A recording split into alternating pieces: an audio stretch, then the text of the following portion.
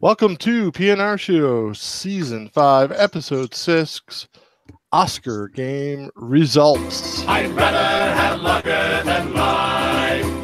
I'll take a strong stout over stride. I'd prefer to confer with a half pint of ale than live a long life till my private parts fail. For life without liquor is to no avail, so bring me lager for lime. I'd rather have lager than... That's right! Welcome to episode 6, as Keith says. This is the Pint of No Return show, episode 6. Sizzix. Sizzix for the Winnix. One of your three hosts. My name is Rob. Joining me is Gary and Keith. And this is the Pint of No Return show. This is what you've come here to the internet for.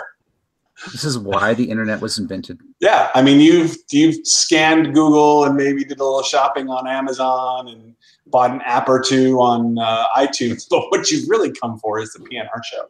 So Totally. We're under no illusions. This is a podcast about beer and chatting around, shooting bull, knocking the internet on its ass. So what we've got for you tonight is Explicit tag. That's right. we need a sound effect of like a stamp, like tong.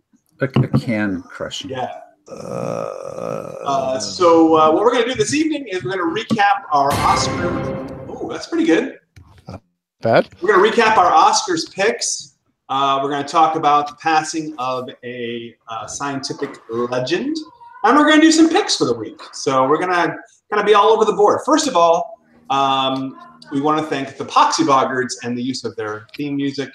They are a Renaissance type group out of California with a little bit of an edge to them. You can find them at poxyboggards.com, our website PNRShow.com, and our email address PNRShow@gmail.com. We can be reached on the Twitters. Gary's at Always Breaking because he is always breaking news. Keith at Wolfman K. I am at RebRob. REBROB. We have a Slack room where we chat all the live long day. Just ask us for an invite at any one of those places and we will get you in. You can chat with us, the hosts, all day long if you like. 24/7. That's right. Well, I mean, it's actually more like 8-5, really. Yeah. Sort of. It's occasionally very quiet overnight. We haven't done our information in a while, so I thought I'd give that out. I don't suppose we have any feedback for the week, do we? If we had podcasts on a regular basis, we might. Yeah, exactly. So before we get into the topics for this evening, I'd like to introduce the beer that we're going to be sampling all this episode long. We're going back to the folks at Henhouse Brewery. Henhouse Brewing Company out of Sonoma County, California, for their saison, which it's an ale with black pepper and coriander. This is a beer that comes to us from Gary. So Gary, why don't you tell us a little bit about this lovely brew? It's a ale with black pepper and coriander. That much I got. Okay. No, this is saison is one of Henhouse's like original beers. They started brewing it, so it's been around for quite a while, and I think that it's relatively unchanged. So, kind of a traditional French farmhouse saison style beer. They do put a little bit of Cascade hops in it, and they use German Pilsner malts. So, give it a dry taste. So this is. From my recollection, not a hoppy beer like the one that we had last time. Right. I actually picked this one special for Rob. Thanks, buddy. Although I do get a little hint of the hops jumping off of it. There's some. The appearance of the beer is very much like a Pilsner, with that thin little head on the top. Yeah. And the light yellowish color. And it smells like I'm sipping this evening out of my Southern Star Brewery 10-year anniversary glass. I was there over the weekend to help them celebrate. So. That's awesome. All right. You guys ready? Let's drink some beer. Prost.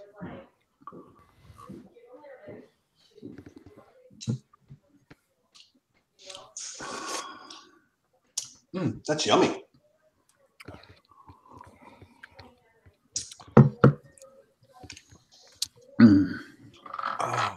That is real good. That is good.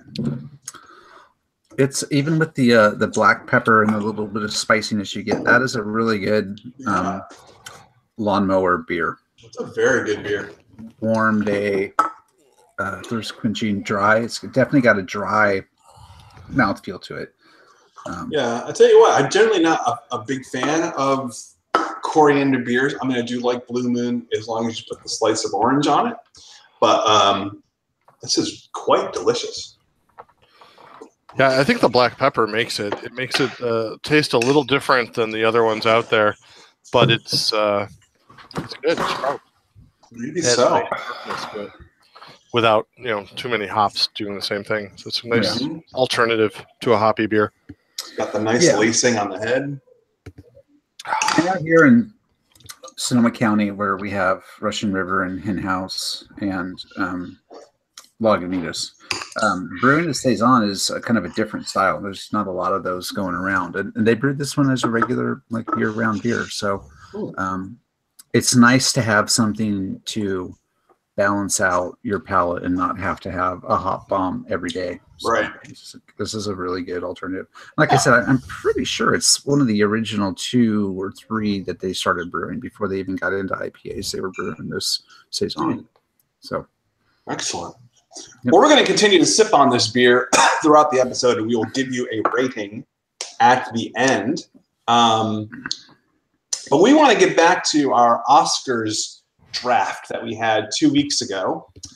We unfortunately could not have a show last week, but thankfully we wrote everything down. I've tabulated the scores. I understand that Gary has some complaints, so we'll get to that. And I mean, I don't know how you want me to recap these. I can just go up from the bottom and give you who won each category, or I can take it from third place to first place and tell you what categories they won. How would you like it done? It's always going to work out so Rob wins, so it doesn't really matter how you do it. Awesome. So we'll start with third place. Keith was our third place winner. He got 4 correct. The 4 that he got was original song, which I was shocked, by the way. That was a crime and a travesty that This Is Me from Greatest Showman did not win. I just can't believe it. But Keith, you walked away with that win, and that was the 3rd pick of that category, so nice job. You also won, Keith, for production design for The Shape of Water. Very good. And well-deserved Oscar, I might add. And you had first pick on that one. So I think both of us, Gary and I, although Gary picked Blade Runner 2049, I think that's the one you wanted. But I would have gone with Shape of Water, too. You also won in Best Live Action Short Film, Keith, for The Silent Child. Ooh. Nice job. And your last win was for animated feature. You won for Coco. So Coco got you half of your awards. Yep. Suck it, 4th place. That's very, right. Very, very good. All right, Jeremy got 4th place since he won that category. Jeremy got 0. You know what? The good news is Jeremy got exactly as many wins as you would have had you been on the show. Jeremy Byrne. Keith had 4. Gary came in second with 5 wins. So just 1 ahead of Keith. He got the pick for visual effects for Blade Runner. He had that first pick in that category. He won for makeup and hair for Darkest Hour, and that was his second. He was the second pick for that, and that's a good choice. Gary won for sound mixing, Dunkirk.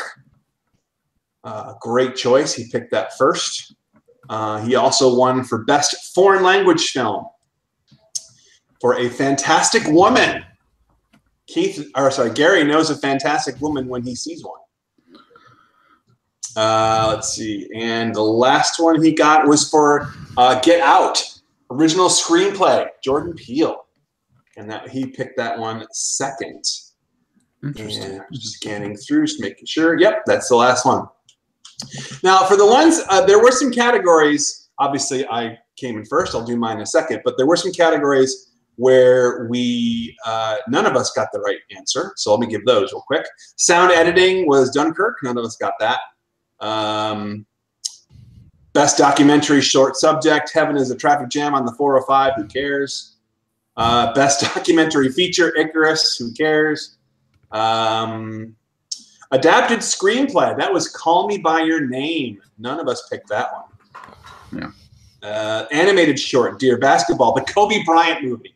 Now, Yeah, that one, that I got am picked. so freaking shocked. Yeah, I can't believe that went. Let me just say, not to get too tremendously political, but in the year of Me Too and the women's movement, the fact that a Kobe Bryant movie won an Oscar, when half of your Oscar voting public are female, that is just crazy. Are half of the Oscar? Well, the Academy wouldn't. Yeah, the Academy is half women. Is it? Is Really? it? In fact, the president of the Academy is a woman. Does the entire Academy vote for every category, or do only the winners in that category vote? No, they vote for every category. Do you? Okay. Or they're able to vote for it. They don't have to cast a vote. Like if they haven't seen a film, they may not vote in that category. Yeah, I thought that was a terrible pick for animated short because that it wasn't that good. It's just it was not that. That's a crazy pick. Okay, the next one that none of us got was Best Supporting Actor, Sam Rockwell for 3 Billboards. He's a great, fantastic actor. None of us picked him, but that was great. That was well deserved. Okay, so now we're coming up to our winner here.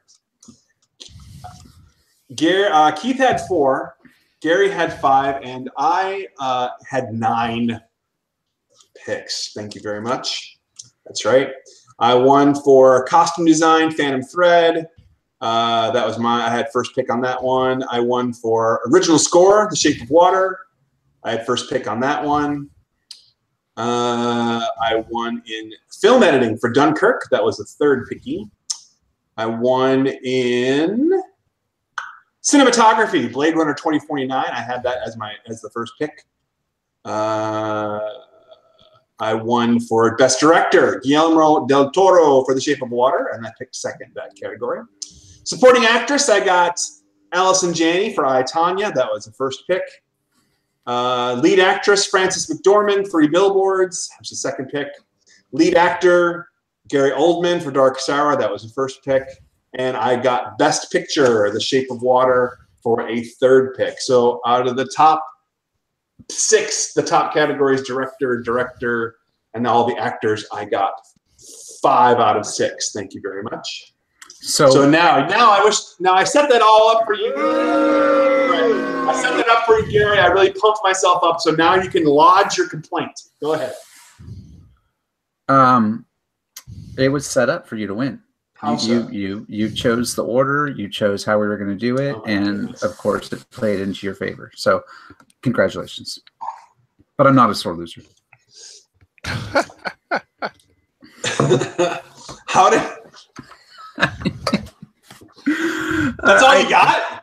That's it. Yeah. No, I mean, you saw a lot of the movies. They were good picks. I mean, how many of your picks that you got were you were the first person choosing? So you were let's see here. I think it was 3. Only 3? I think either 3 or 4. Let me see. 1, 2, 3.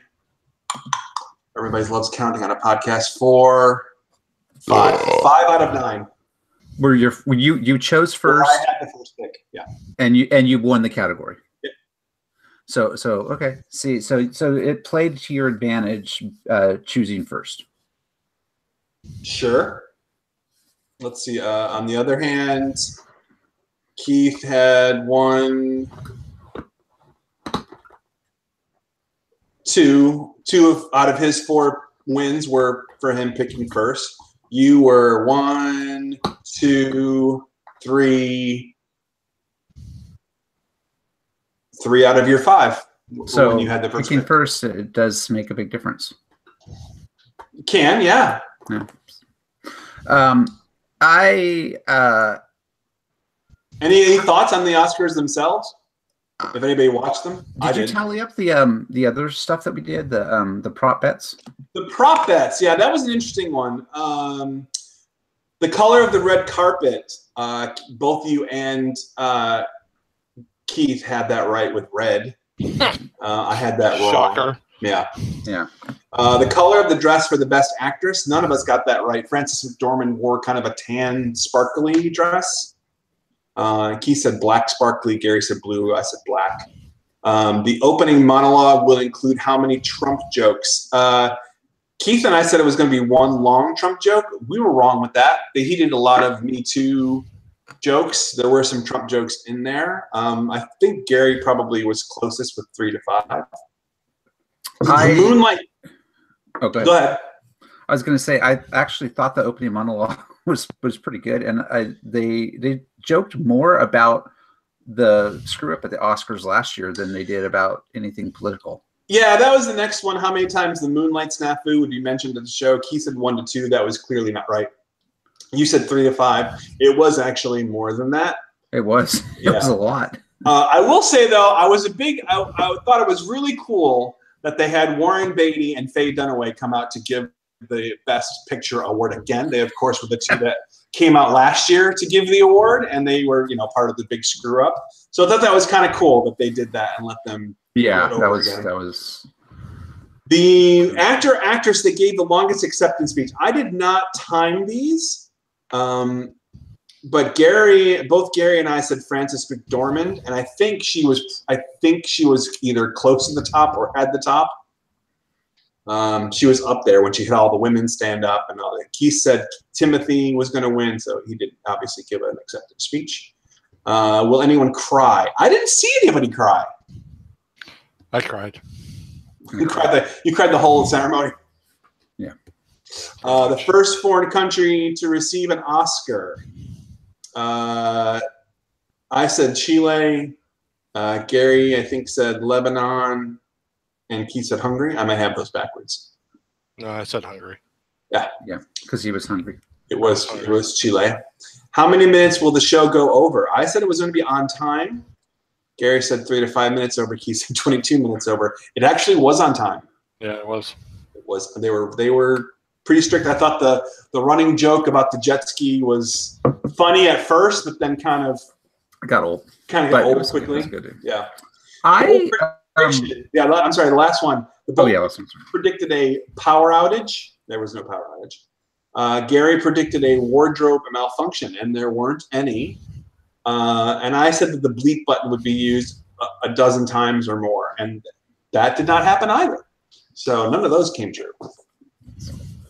It was interesting because the Oscar show, ratings-wise and viewership-wise, did really bad. Way down, yeah. Way down. And I actually thought it was a pretty good Oscar show. It was kind of more subdued than previous shows. They made a point of saying it was a little more sedate. Yeah, that's okay. I watched it for the most part. I kind of started checking out at the end when I knew I wasn't going to win the competition. Yeah. And I think I was drinking a pretty strong beer and got, other things became more. You got to play the Oscar drinking game. I did. Yeah. But I thought it was a good show. I thought that Jimmy Kimmel did a good job. I mean, there were some political stuff, jokes, but he really did joke and make some pretty, what I thought were bold and brave jokes about the movie industry itself. And like how the issues with Me Too and other things, and Harvey Weinstein, man, they really went. They went after him. They were not hard. Yeah. So I thought Jimmy Kimmel to even attempt those kinds of things and to just do it and kind of he didn't hold any punches. He let it all go. Well, let's face it. I mean, hosting an award show is really a thankless job. It is always hammered. And the interesting thing about Kimmel, though, was he cut his teeth on a show called The Man Show. Oh my God, yeah. That featured girls jumping on trampolines. Exactly. So he was really at the end of every show, possibly the most appropriate person to lecture Hollywood. Yeah. You mean by appropriate? You mean inappropriate? Yeah, exactly. Yeah.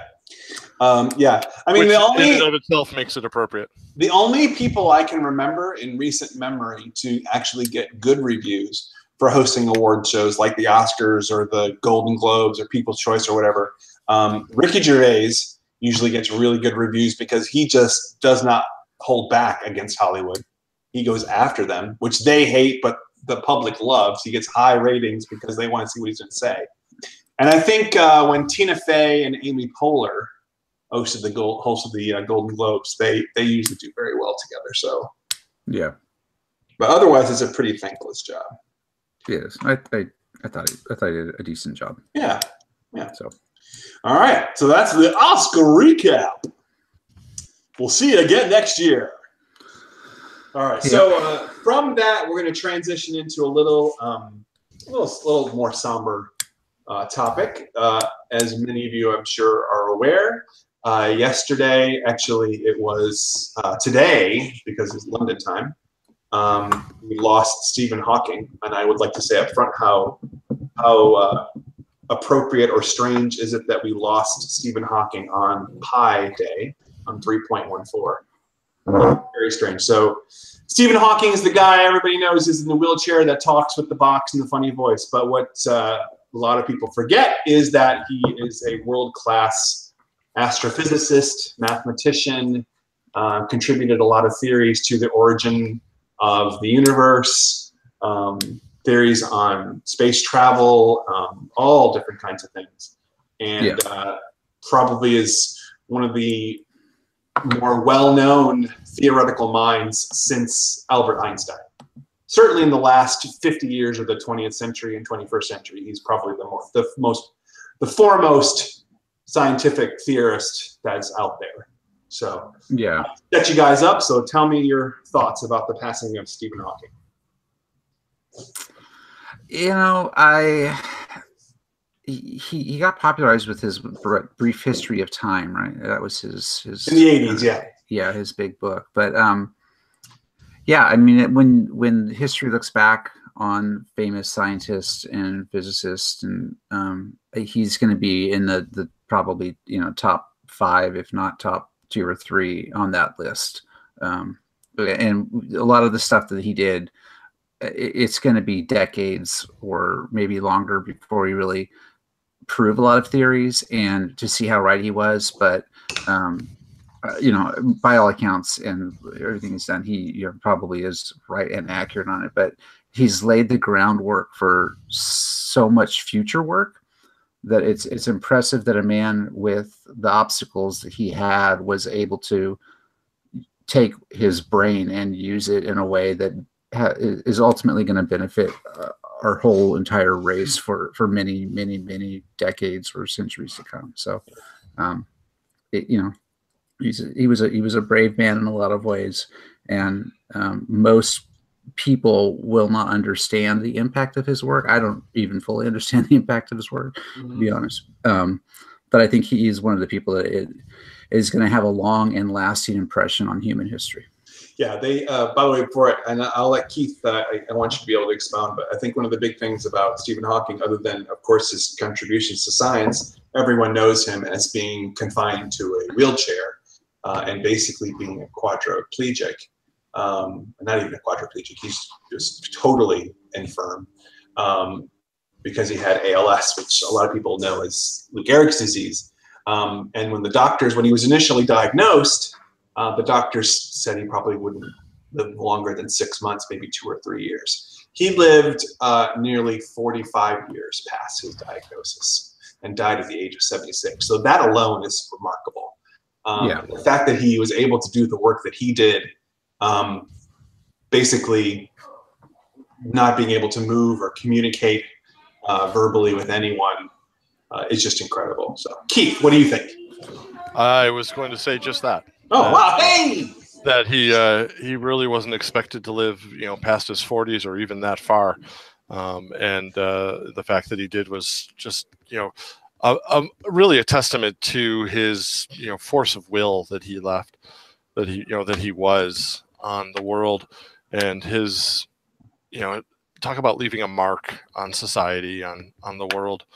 I don't think anybody could have left a better, more positive one than the guy who couldn't move. So it's just striking to look at, and he's a mind that will be missed for a long time to come. Yeah. One of the other things too I thought was interesting about him is that he's obviously had big theories on the origin of the universe. As I mentioned before, the Big Bang Theory was one of his big initiatives that he promoted, but he wasn't afraid as a scientist also to come out and say, after these big theories and books that sold millions of copies, to say, you know what, I got that part wrong. He was able to identify science for what it is. Science is not, here are the facts, these are the facts, and that's it, it's absolute. Science he recognized as a progressive or an evolving art form, not art form, but an evolving practice, that science theories, theorems, all those kinds of things change over time as you learn new things, as you build new machines to evaluate stuff. He wasn't afraid to come back and say, I got this part wrong, here's what it actually is, I think. Maybe I'll be wrong in the future. So I admire that in a scientist, that he's able to do that. Yeah. Amazing, man. I have that book somewhere around here. I need to break it out. Theory of Everything? Yeah. No, the History of Time. History of Time. Yeah. Sorry, History of Time. I always associate the History of Time and Hitchhiker's Guide to the Galaxy together for some reason. Maybe because it came out around the same mashup. Yeah, maybe because they're kind of in the same era. I think it's because Douglas Adams and Stephen Hawking were secretly best friends. Were they? It's a secret. We don't know. Oh, okay. Yeah, we don't know. But you know what I mean? The Hitchhiker's Guide to the Galaxy, yes, very funny, hysterical, satirical work. But there were a lot of things in there that Adams posited that are like, you know what? That makes a little bit of sense there. And maybe he was influenced by Hawking. I don't know. So science in some way. So that's one of those things where you're sad that he passed away, but you're grateful for his contributions. 76 is a tremendously impressive age to live to, given his condition. So, yeah, his contributions come close to the Pint of No Return show, but that's right. I think we're just a slight notch above him still. Speaking of, the Pint of No Return show has not done any picks recently. No. So let's talk about some picks. Stop clicking. Not me. Blame somebody else. I don't know. Maybe it's my mic. I think it's Rob. I think actually Rob's No, it's not me. I'm just sitting here with my hands folded. Well, your mic is very echoey tonight, so I think you're actually on your computer mic and not on your headset. Oh no! So at this point, I'm not sure I'd risk changing anything, but I think we're picking up something from your room. It may be your foot tapping. No, you were absolutely right. It was on my laptop mic, so I've switched it. There you go. That sounds better. Thank you. I'm still not doing the clicking though, because I'm hearing that from somebody else. Wow, that's funny. This? Yeah, that's it. That's it. It might have been me. I never. You've noticed in chat, I never said who because I couldn't tell. I just said stop. Let me just say, Keith, I appreciate you not just summarily blaming me right off the bat, because historically that has not always happened. I appreciate that. You have to understand that even if Gary was doing it, it was your fault. It's true. I understand. All right, so our half pint segments, we've got picks for you this week, which we haven't given you in a while. These are things that we think you should take a look at: movies, TV shows, apps, internet, websites, music, anything that catches our fancy. We like to bring to you in our half pint segment. So Gary is up first. Gary, what is your pick for the week? My pick is something that Rob mentioned quite a bit last week. Or not last week. What was it? Last month, a few episodes ago, yeah. Yeah. When we were doing the Oscar picks, he kept me. That's not me clicking. That's somebody else. Was movie is Movie Pass. This is a service that my wife and I, and actually my oldest daughter, signed up for, where you pay $10 a month, and you can go see a movie a day, and you only pay the $10 a month. So if you like to go to the movies, you can see a lot of movies. I have had it for just over a month, and I've seen like 7 movies. So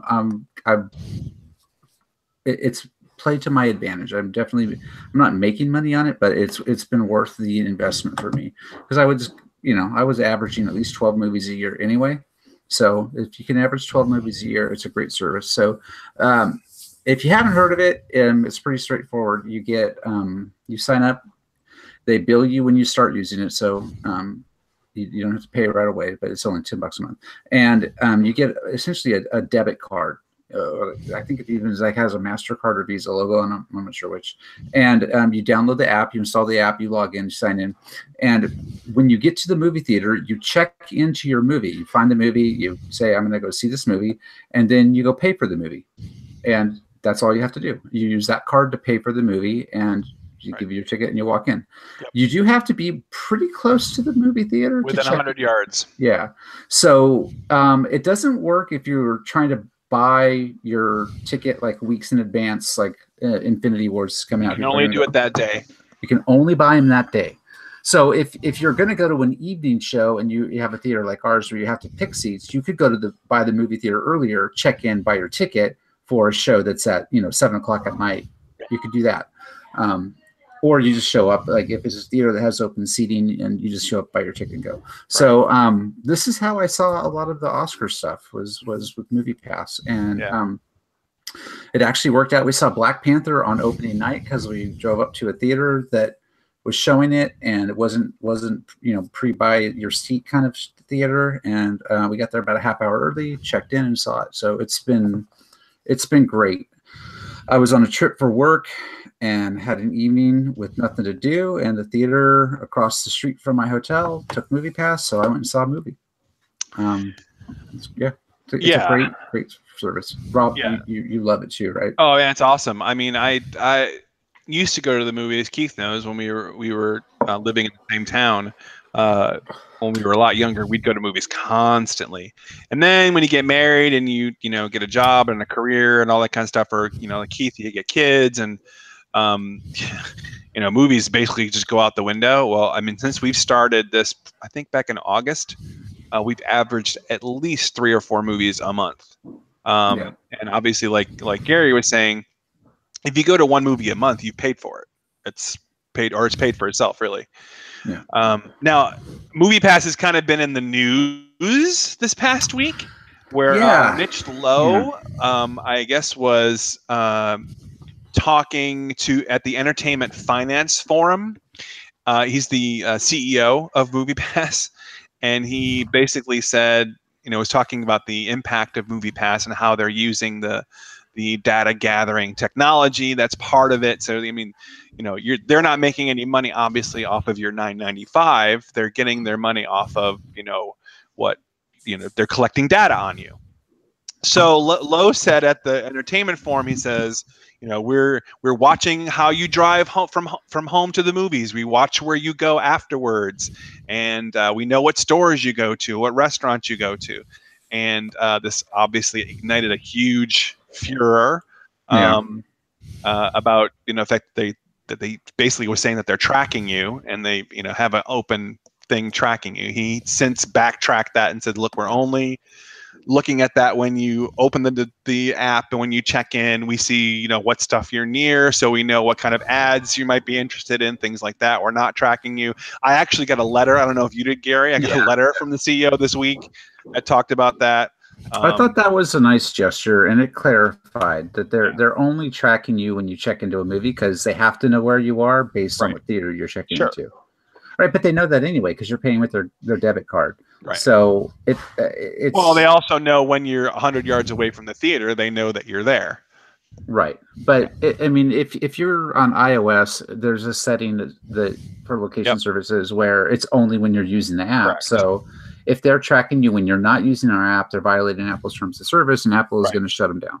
Right. So that was the big fear, was that they thought that MoviePass had lied and it had kind of snuck in some kind of tracking service but they did not. He just misstated it. He misrepresented what they're doing and was talking about things that were more theoretical Right. of what they could do, right? Like maybe employees at the Movie Pass have an app that does all those things and they're testing those features.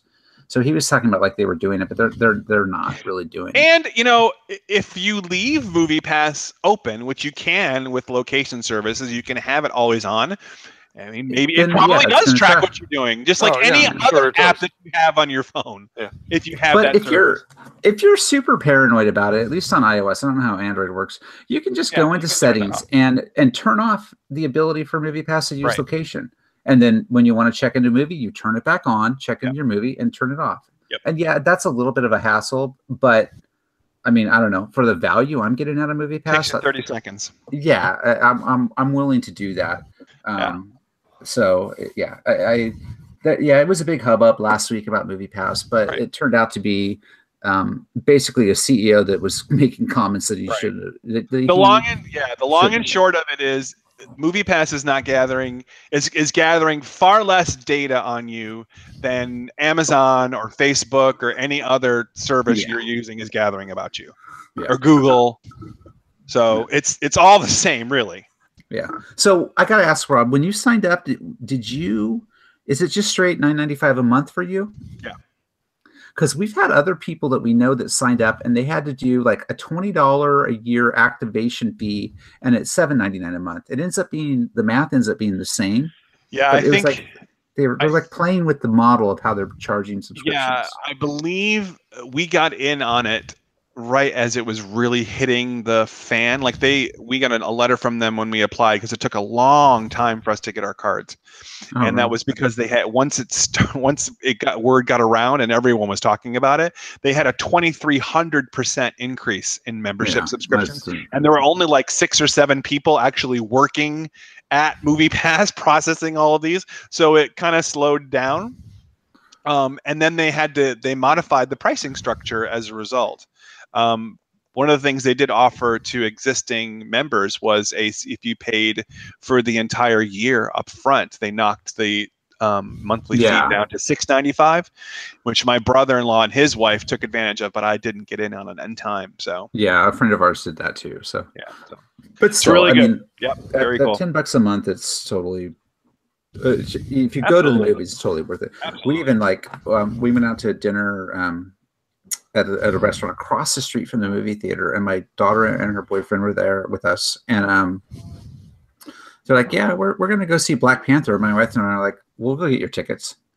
And like, what? I'm like, "Yeah, we have MoviePass. We're not using it today. We'll just go get your tickets." So while we were waiting for the check to come, we just walked across the street, got the tickets with the MoviePass, and gave it to them.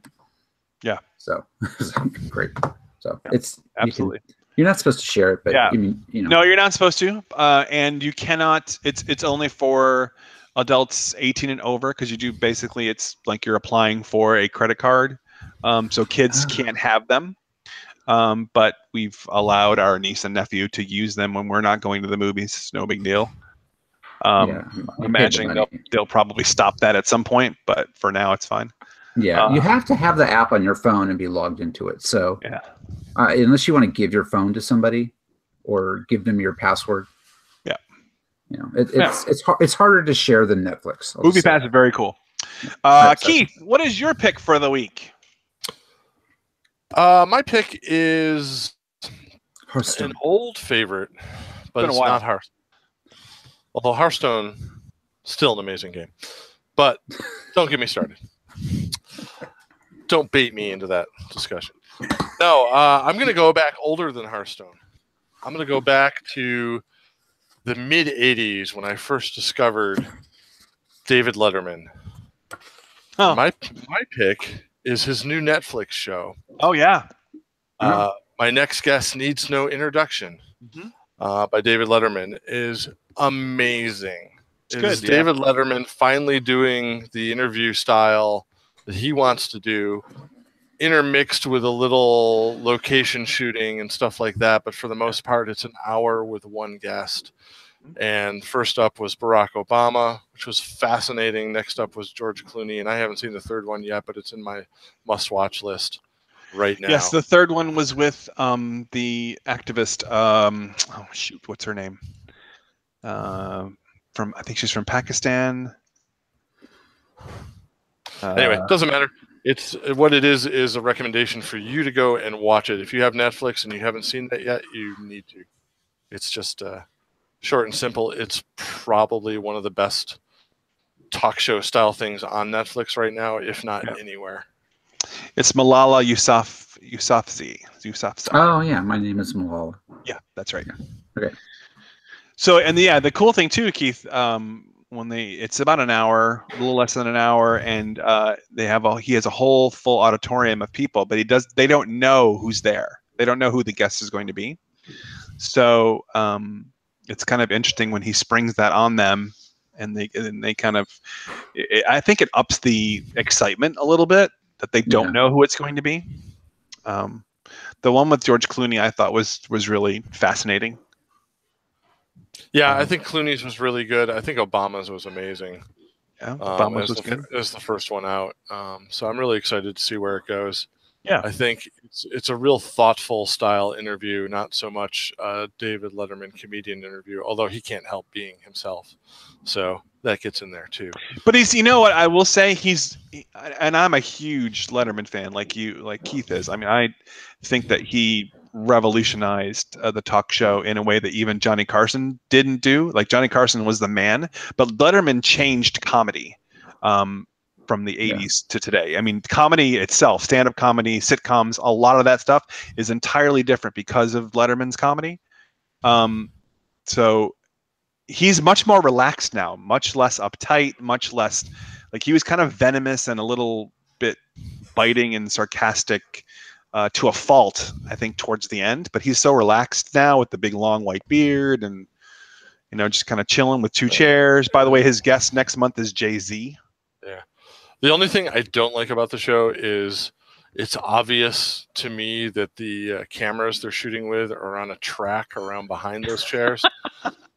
Because there's just it's just constant panning going on. And it's all very tasteful at first, and until you realize that I don't even think there's a cameraman on them. I think they're just automatic because they just seem to be going back and forth constantly. But so it's another. I'm imagining they'll get that all under control at some point. But other than that, it's another example though of what online services can do that, say, networks can't do. I mean, it would be really hard to sell this to, say, a CBS and NBC or even an HBO, a 1 hour free form interview format type show. It's really something that is perfectly suited for something like Netflix or Hulu or.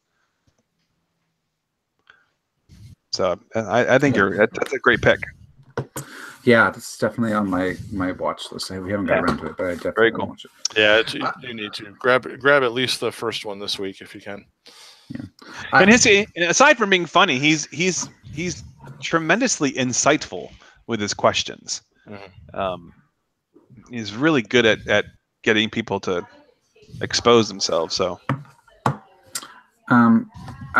before you do your pick, Rob, I want to say thanks to he had a pick a while back that was Anchor Bluetooth earbuds.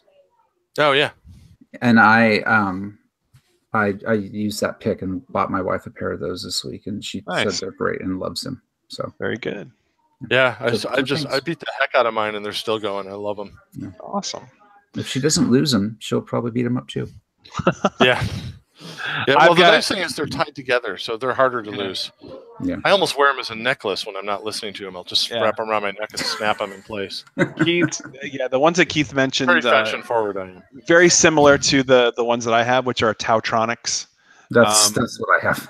Yeah, they're $25 Bluetooth headphones. I'm on my second pair, and I beat the crap out of them and buy a new one. So they're cheap and they're great. Yeah. So yeah. Okay, so my pick for the week is a gentleman by the name of James Veach. You've probably seen his videos on Facebook or YouTube, especially recently. It's been passed around. He's the guy that comes on that talks about how he's tortured his roommates with the ducks. Oh yeah, that guy. Yeah.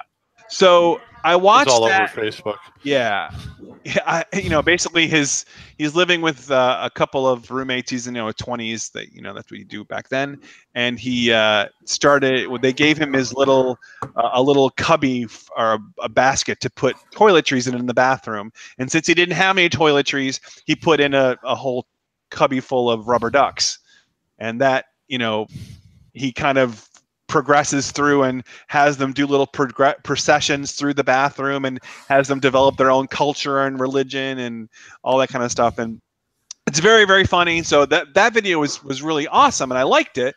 So I looked him up on YouTube, and as it turns out, what he's most known for is actually messing with telemarketers and messaging with people that send him offers through the internet, especially.